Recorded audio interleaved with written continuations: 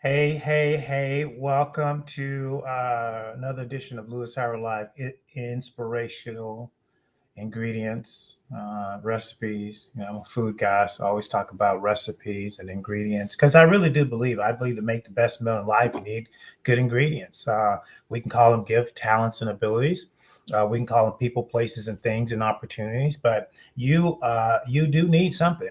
If you're going to make a meal, you don't make it out of air. Right? We got to make it out of some ingredients. Sound like my southern part of me is starting to come out. But I want to talk today about sometimes things are not better, they're just different. And my experience growing up in southern part of the United States is I had what I determined model families. I think when I was growing up, 70s, 80s, you looked at the Partridge Family. I was too young for Leave It to Beaver, but I remember the reruns. Um, you looked at I Love Lucy, the Brady Bunch. Those were model families for America. And I grew up in a lower economic, kind of a lower middle class family. We weren't po, but we certainly didn't have opportunities that some of the upper middle class and rich kids did. But the thing was is that you set a model in life, and I wanted to follow that model. I wanted to be like them. I wanted to have the white picket fence. I wanted to have, everybody got a car at 16. They ate dinner every night.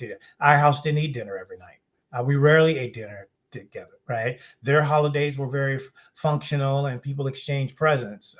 Not so much with us, right? And so I missed a few Christmases. I missed a few birthdays. My life was different. It wasn't the traditional norm when I was young and I wanted to hang out with some of the kids that were of a different race and ethnicity. I couldn't go to their house because I was different.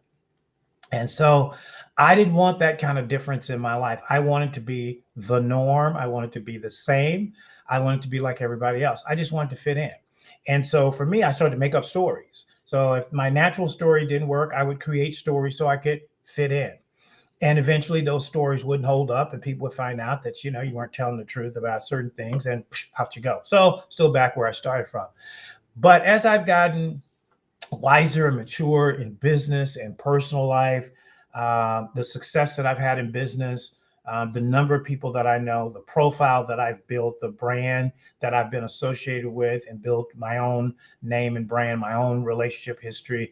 I've spent half my life in housing, real estate development, and financing, closing over 2 billion transactions, helping over 15,000 families get on the road to wealth, being a part of hundreds of organizations that generated billions of dollars for their economy.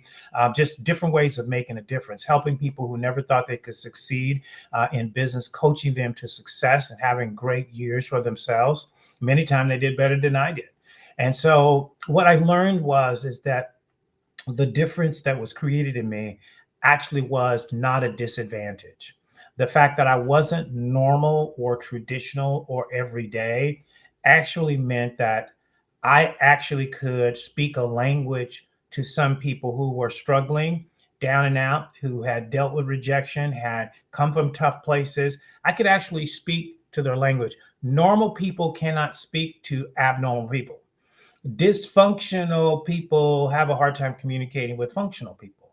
Intelligent, smart, erudite, scholarly individuals have trouble dealing with high school graduates, dropouts. Well, even a graduate, go to college and that's it. They have trouble dealing. So we have trouble dealing with people that are not like us. They don't talk our language. And so we sometimes reject difference. So that's one aspect of embracing things that are different, looking at your own life. How different is your life than your comparables, than your models?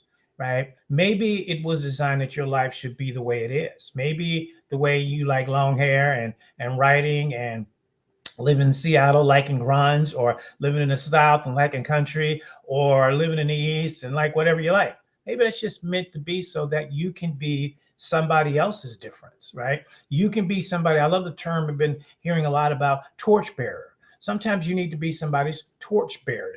You need to be somebody's mattress bearer, right? You need to be able to carry other people. And sometimes your difference is what makes a difference in the lives of other people. In case you missed that, sometimes your difference makes the difference in other people's lives. So don't do like I did. Don't try to throw away your difference. Don't try to lie away and hide away your difference. We talk about celebrating where I'm in the Northwest. We talk a lot about celebrating diversity. All right, that's celebrating other people's differences. Okay, but we don't necessarily embrace that. It's one thing to say, "Hey, you cool. I like that you wear a dress, but I ain't never wearing a dress. So peace out." Right? I'm not open to what you actually do. Right? I'll celebrate you. Okay, but I'm not going to necessarily do business with you or have you in my life. That's hypocrisy. You can't tell somebody I celebrate your difference, but then never invite them to dinner.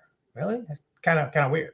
So that's the first time is really I'm speaking to those individuals that have felt out on the outside of success or outside of business or outside of the norm because you didn't fit, whatever caused you not to fit, right? Maybe some physical flaw or disability or economic disadvantage or didn't finish school or family was dysfunction and it was embarrassing. I get it. And so I think part of my difference is to speak to people like that difference. There's a scripture in the Bible says that they that are well have no need of a physician.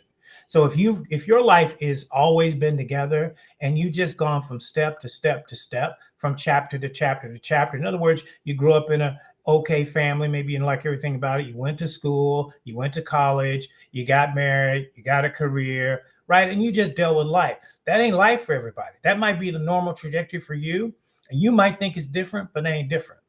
It ain't different when you have to use EBT cards. It ain't different, that kind of difference when you don't know where your next meal come from. It is different when you got more month than you got money, right? You don't know how you're going to get out of debt. You don't know how you're going to do it. And yet you're seeing people just look like they're just sailing along, sailing along. So that's the first type of difference, is to look at your own difference. The next type is really a different kind of opportunities.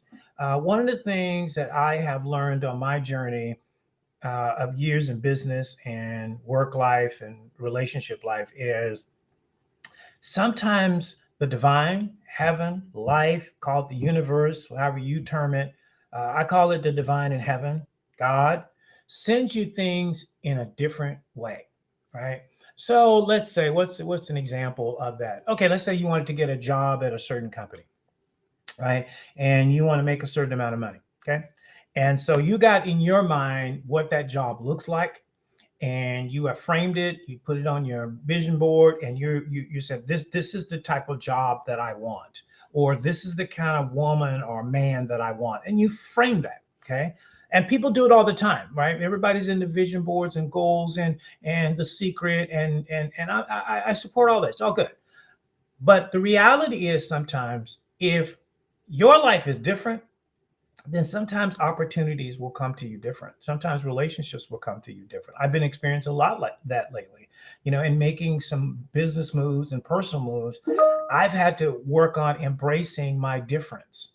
And it has been difficult at times to embrace how different opportunities can come. For example, for me, I've never got a job out of the classify one ads or Indeed or anything like that. All my job opportunities and professional opportunities and relationship opportunities have all come by word of mouth.